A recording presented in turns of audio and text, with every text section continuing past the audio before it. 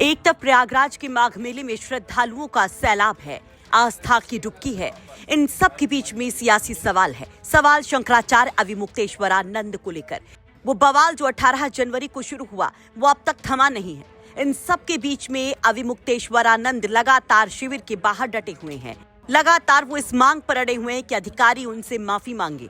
जो कुछ भी उनके समर्थकों के साथ, अनुयायियों के साथ, संतों बटकों के साथ किया गया, उसके लिए माफी से कम कुछ मंजूर नहीं। और इसी मांग को लेकर के वो शिविर प्रवेश को भी कह चुके हैं ना। लगातार वो शिविर के बाहर बैठे हैं, लेकिन अब बड़ी खबर आ रही है कि अविमुक्तेश्वरानंद स्वामी की तबीयत बिगड़ गई है। आज सुबह तबीयत बिगड़ने के बाद उन्हें जबरन वैनिटी वैन में ले जाया गया, जहां कुछ देर विश्राम के बाद वो 2 बजे वैनिटी वैन से उतरकर फिर से अपने शिविर के सामने पालकी पर बैठ गए। जानकारी ये भी मिलने की तबीयत बिगड़ने की वजह से आज वो गौ प्रतिष्ठा प्रेरणा यात्रा भी नहीं निकाल पाते हैं। दरअसल जानकारी के मुताबिक गौ प्रतिष्ठा प्रेरणा यात्रा शंकराचार्य अविमुक्तेश्वरानंद रोज निकालते हैं।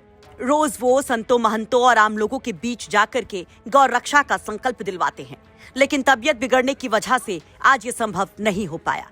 सवाल बड़ा है कि आखिर अविमुक्तेश्वरानंद स्वामी की तबीयत को क्या हुआ? क्या किसी डॉक्टर से उन्होंने कोई परामर्श लिया? अभी तक इस बाबत कोई जवाब नहीं दिया गया है। लेकिन फिलहाल अविमुक्तेश्वरानंद लगातार अपनी मांग पर अड़े हुए हैं। 2-2 हाथ करने को वो तैयार खड़े हैं उन अधिकारियों को जिनका नाम ले लेकर वो तमाम आरोप लगाते हैं। शासन प्रशासन को तानाशाही रवैया पूर्ण बताते हैं। वहीं दूसरी तरफ लगातार बवाल के बीच में केशव प्रसाद मौर्य हाथ जोड़कर विनती करते हैं शंकराचार्य अविमुक्तेश्वरानंद से। विनती करते हैं कि अपने हट से हट जाएं स्वामी, मान जाएं बात को, शांत पड़ जाएं। कहते हैं कि जो भी गुनहगार होगा उस पर कार्रवाई की जाएगी।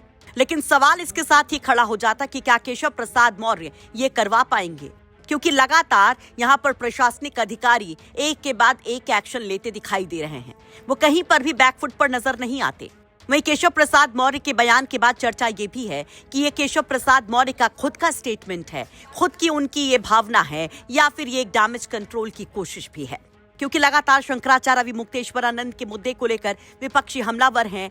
हिंदुत्व की बात करने वाली पार्टी बीजेपी पर सवाल खड़े किए जा रहे हैं कि जिस सनातन की बात ये करते हैं वहां पर संतों का अपमान किया जाता है, बटकों को चोटी खींच करके मारा पीटा जाता है, और खुलेआम पुलिस वाले ये सब कुछ करते रहते हैं और खामोश रहते हैं जिम्मेदार। इन सब के बीच में कालनेमी वाला बयान भी खूब चर्चा में आ जाता है। योगी आदित्यनाथ के उस बयान के बाद और ज्यादा चर्चा तेज हो जाती है कि बिना नाम लिए क्या योगी आदित्यनाथ ने शंकराचार्य अविमुक्तेश्वरानंद पर निशाना साधा। इस पर शंकराचार्य अविमुक्तेश्वरानंद क्या कुछ कहते हैं, जरा वो भी सुन लीजिए। हाँ, तो आप तो मुख्यमंत्री हो, कालनेमियों को चिन्हित करके उनका नाम सार्वजनिक करो। कौन कौन कालनेमी है, ताकि जनता भी जान जाए, उनसे सावधान रहे। जब आप कालनेमियों को जानते हैं तो उनका नाम सार्वजनिक क्यों नहीं कर रहे हैं?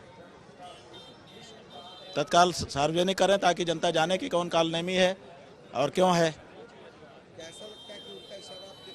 अगर हमारी तरफ है तो नाम सार्वजनिक करें ना, ताकि हमको भी पता चले कि हम कालनेमी हैं। हमें भी तो ज्ञान कराएं वो कि हम कालनेमी हैं, क्यों हैं कालनेमी, वो भी तो पता चले।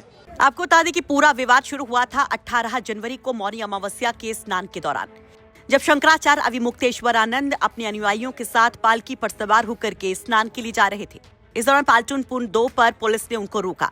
पहले वहां पर अविमुक्तेश्वरानंद के समर्थकों के साथ पुलिस की बहसाबहसी होती है और उसके बाद मामला वहां पर मारपीट तक हो जाता है।